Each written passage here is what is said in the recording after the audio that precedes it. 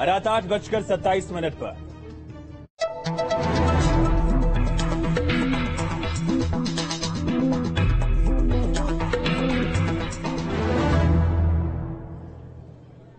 खबरों में बढ़ेंगे आगे और बात देहरादून के निकाय चुनाव के लिए बीजेपी का प्लान, मंत्रियों को सौंपी जाएगी नगर निगम की जिम्मेदारी। बड़ी खबर आपको बता दें, निकाय चुनाव के लिए बीजेपी का प्लान और मंत्रियों को सौंपी जाएगी नगर निगम की जिम्मेदारी। बूथ कमेटियों को मजबूत करने का चलेगा अभियान और प्रदेश स्तरीय नेताओं को जिम्मेदारी सौंपी जाएगी। नगर पालिकाओं और पंचायतों की जिम्मेदारी उन्हें सौंपी जाएगी। तो निकाय चुनाव को लेकर बीजेपी की प्लानिंग, बूथ कमेटियों को मजबूत करने के लिए अभियान की शुरुआत की जाएगी।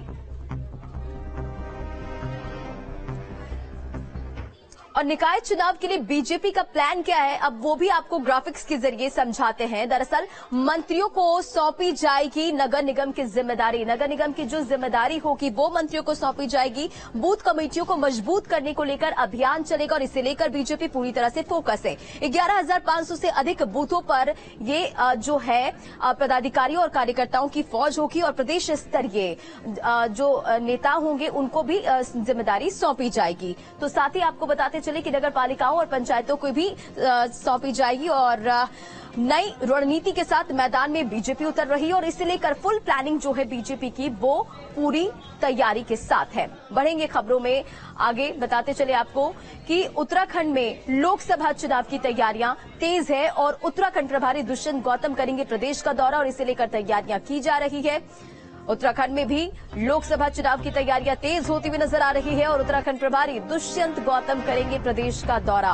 11 से लेकर 14 जनवरी तक बैठक होगी और लोकसभा चुनाव को लेकर नेताओं के साथ चर्चा की जाएगी। G20 के कार्यक्रमों की भी तैयारियों का मंथन होगा और इसे लेकर तैयारियां तेज कर दी गई है। तो 11 से लेकर 14 जनवरी तक बैठकें होंगी।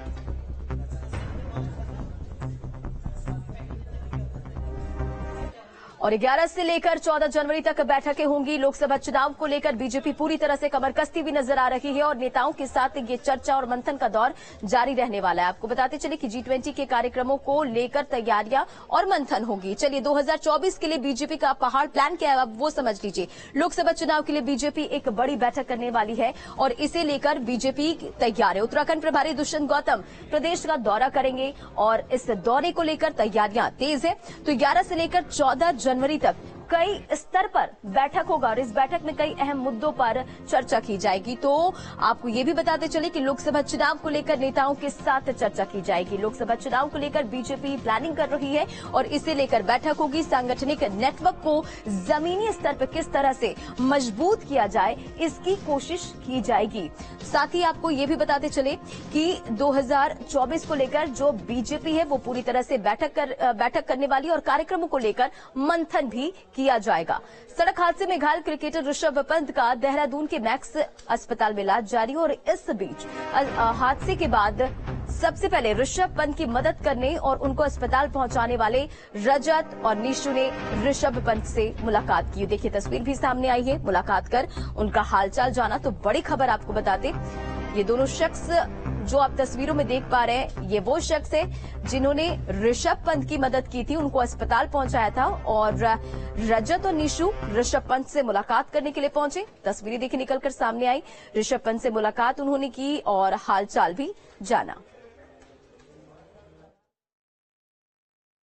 सबसे पहले मैंने देखा था उनको कि कार एक्सीडेंट में उनकी हालत ज़्यादा गंभीर थी। मतलब जो भी हेल्प की हमने की, जो सुशीलियर बस कंडक्टर ड्राइवर हैं उन्होंने 108 और पुलिस को कॉल जरूर की थी, लेकिन मदद करने वाले हम ही हैं। लेकिन इंसानियत के नाम थे हमने जो भी हम पे कम्बल दुपट्टा जो भी हम पे था वो हमने डाला था ताकि उनकी जान बच सके। उसके बाद एम्बुलेंस आई, एम्बुलेंस में बिठाकर हम रूडी के नज़दीकी हॉस्पिटल सक्षम हॉस्पिटल में लेके गए, जिसमें हमने वहां जाकर उन्हें भर्ती कराया और एम्बुलेंस में जाते टाइम उन्होंने बोला कि हमें अधिक दर्द हो रहा है, तो एम्बुलेंस वाले भैया से बोलकर एक पेन किलर इंजेक्शन भी दिलवाया ताकि, और बाद में सर पर दुपट्टा बांधा जो अधिक ब्लीडिंग ना हो। हमें नहीं पता था कि मैं ऋषभ पंत जी है, इसलिए मैं थोड़ा गूगल पे सर्च कर रहा था, तो उन्होंने अपने आप ही थोड़ी मुझे इस हादसे से हड़बड़ा गया था, मैं घबरा गया था, तो उन्होंने खुद ही अपनी नाम की थोड़ी स्पेलिंग मुझे बताई ताकि मैं और अच्छी तरीके से जान सकूं और उनके इलाज करवा सकूं। सर सामान तो नकदी में हमें 4,000 रुपये मिले थे, जो बाकी सामान था सब जल गया था और इलाज के दौरान जो उनके गले में चैन और हाथ के ब्रेसलेट था वह डॉक्टर ने उतार लिए थे और पुलिस को दे दिए थे। खबरों में बढ़ेंगे आगे बात चमोली में जोशीमठ में भू धसाव को लेकर लोगों का गुस्सा बढ़ता जा रहा है। वहीं जोशीमठ बचाओ संघर्ष समिति ने मुख्यमंत्री से मुलाकात के बाद अपने आंदोलन को और तेज करने की चेतावनी दी है। समिति के सदस्यों ने शासन प्रशासन पर अनदेखी का आरोप लगाते हुए जल्द पुनर्वास और मुआवजे की मांग की है। तो देखिए तस्वीरें किस तरह से भूधसान की वजह से लोगों में नाराजगी बढ़ रही है। जोशीमठ बचाओ संघर्ष समिति का बड़ा हमला देखने को मिला। बहुत सेंसिटिव सवाल है, इस पर तो इतना ज्यादा बोलने की जरूरत नहीं थी हमको। मतलब इस राज्य में, इतने छोटे राज्य में अगर आपकी सुनवाई नहीं है, और जोशीमठ जैसे नगर की, मैं कह रहा हूं कि जोशीमठ में साल भर लाखों पर्यटक आते हैं। अभी वहां पर्यटकों का मेला लगा हुआ है औली में। तो ऐसी जगह की जब ऐसी उपेक्षा है तो हम दूरस्थ जगहों की, जो इस राज्य के दूरस्थ इलाके होंगे, वहां की क्या कल्पना करें। वहां सरकार सुनती होगी उनकी, जब जोशीमठ जैसी जगह के लोग जो है जब सुनवाई नहीं है। सरकार की लापरवाही के कारण आज जोशीमठ जो है खंडित हो गया है और हमारी मांग है पुनर्वास और विस्थापन तत्काल हो।